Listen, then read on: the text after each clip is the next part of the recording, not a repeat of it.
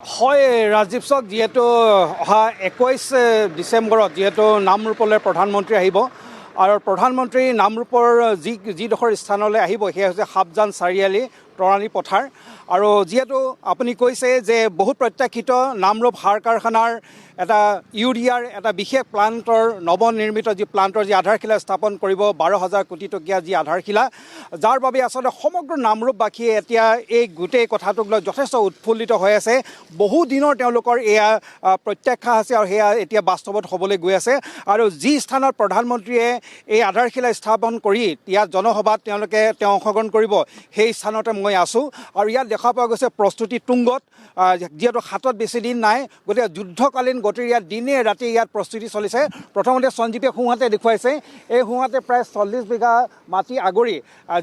যিটো helipad 4খনকৈ helipad এই helipad নিৰ্মাণ কৰিছে ইতিমধ্যে প্ৰায় সম্পূৰ্ণ হৈ উঠিছে আৰু উল্লেখনীয়ভাৱে আজিৰ পৰা যিহেতু SPGয়ে সমগ্ৰ ইয়াৰ যি সভাস্থলী তেওঁলোকৰ নিয়ন্ত্ৰণত ইতিমধ্যে লৈ লৈছে যথেষ্ট কটকটীয়া নিৰাপত্তা ব্যৱস্থা কৰিছে পানী নখৰকা নিৰাপত্তা ব্যৱস্থা কৰিছে আৰু ইয়াত দেখিছে প্ৰথমতে ইয়াত 4খনকৈ হেলিপেড হ'ব এই হেলিপেডত প্ৰধানমন্ত্ৰী হেলিকপ্টাৰ ইয়াতে অৱতৰণ কৰিব তাৰপিছত সন্মুখৰ এইটো যিটো বাট এই বাটটো তেওঁলোকে অতি সুন্দৰকৈ নিৰ্মাণ কৰি দিছে পথাৰৰ মাজেৰে তাৰপিছত আহি সন্মুখত এয়া মাত্ৰ 100 মিটাৰ আঁতৰতে যিটো মূল মণ্ডপ এই 100 মিটাৰ আঁতৰতে মূল মণ্ডপটো হ'ব আৰু এই 100 মিটাৰ আঁতৰৰ যি মূল মণ্ডপ সেই মণ্ডপলৈ প্ৰধানমন্ত্ৰীয়ে এই পথৰে যাব পোনে যাব গৈ এই যিটো মণ্ডপত প্ৰৱেশ কৰিব আৰু এই যিটো বিশাল যিটো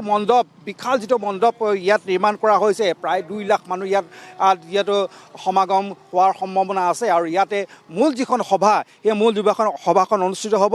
নামৰূপৰ যি বহু প্ৰত্যাশিত যে ইউৰিয়া যি প্ৰকল্প সেই প্ৰকল্পৰ যিটো আধাৰশিলা সেই আধাৰশিলা স্থাপন কৰিব 12,000 কোটি টকীয়া যি আধাৰশিলা স্থাপন কৰি তেওঁ ইয়াতে জনসাধাৰণক সম্বোধন কৰিব দিনৰ 10:30 বজাত তেওঁ এই স্থানত আহিব আৰু ইয়াতে আহি তেওঁ জনসভাত অংশগ্ৰহণ কৰিব আৰু এই গোটেই বিষয়টো লৈ এতিয়া নামৰূপবাসী বা স্থানীয় লোকসকল যথেষ্ট আনন্দিত এজন স্থানীয় লোক আছে প্ৰথমে তেওঁৰ কাষলৈ যাম যিহেতু নামৰূপবাসীৰ যথেষ্ট বহু আশা যে বহু দিনৰ পৰা তেওঁলোকৰ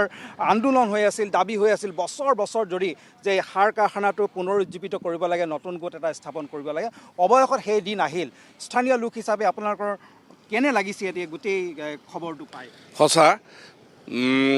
বহু সংগ্ৰামৰ বহু ত্যাগ আৰু বহু জল্পনা কল্পনা প্ৰতিশ্ৰুতিৰ অন্ত পৰিল 21 তাৰিখে সন্মানীয় প্ৰধানমন্ত্ৰী নৰেন্দ্ৰ মোদী ডাঙৰীয়াই আমাৰ এই অঞ্চলত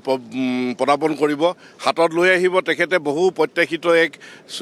মানে আমাৰ সম্পদ আমাৰ উদ্যোগ যাৰ যোগেদি ভাৰতবৰ্ষৰ লগতে গোটেই আমাৰ যি আন্তঃৰাষ্ট্ৰীয় বজাৰ বাংলাদেশ হওক নেপাল হওক সাৰ ৰপ্তানি কৰি আমি যথেষ্ট মুনাফা অৰ্জন কৰিব পাৰিম আৰু 12,000 মেট্ৰিক টন তেখেতসকলে উৎপাদন কৰিব আৰু ইয়াত 12,000 কোটি টকা তেখেতে ব্যয় কৰিব গতিকে আমি স্থানীয় ব্যক্তি হিচাপে যথেষ্ট উৎফুল্লিত হৈ আছোঁ আৰু এই যিটো আমাৰ Assam valley fertilizer and chemical limited নামৰ যিটো নতুন কোম্পানী আমাক হাতত প্ৰদান কৰিছে আমি নৰেন্দ্ৰ মোদী ডাঙৰীয়ালৈ আমি ধন্যবাদ জ্ঞাপন কৰিছোঁ আমাৰ সন্মানীয় মুখ্যমন্ত্ৰী ডক্টৰ হিমন্ত বিশ্ব শৰ্মা ডাঙৰীয়ালৈ আমি ধন্যবাদ জ্ঞাপন কৰিছোঁ আমাৰ যুৱ বিধায়ক তৰংগ গগৈ ডাঙৰীয়ালৈ আমি ধন্যবাদ জ্ঞাপন কৰিছোঁ আমাৰ কেন্দ্ৰীয় মন্ত্ৰী সৰ্বানন্দ সোণোৱাল ডাঙৰীয়ালৈ আমি আন্তৰিক কৃতজ্ঞতা জ্ঞাপন কৰিছোঁ যে তেখেতসকলৰ বলিষ্ঠ পদক্ষেপত আজি নামৰূপে এক হাঁহি মাৰিবলৈ সক্ষম হৈছে আৰু ইয়াৰ জনসাধাৰণ যথেষ্ট উৎফুল্লিত হ'ব আৰু ইয়াৰ যুৱক যুৱতীসকলে ইয়াত কৰ্মসংস্থাপন লাভ কৰি তেখেতসকলৰ জীৱন ধাৰণৰ মানদণ্ড যথেষ্ট উন্নত হ'ব বুলি আমি আশা ৰাখিছোঁ লগতে কৃষকসকলৰ ইয়াত যথেষ্ট মানে তেখেতসকলে লাভৱান হ'ব এই উদ্যোগটোৰ জৰিয়তে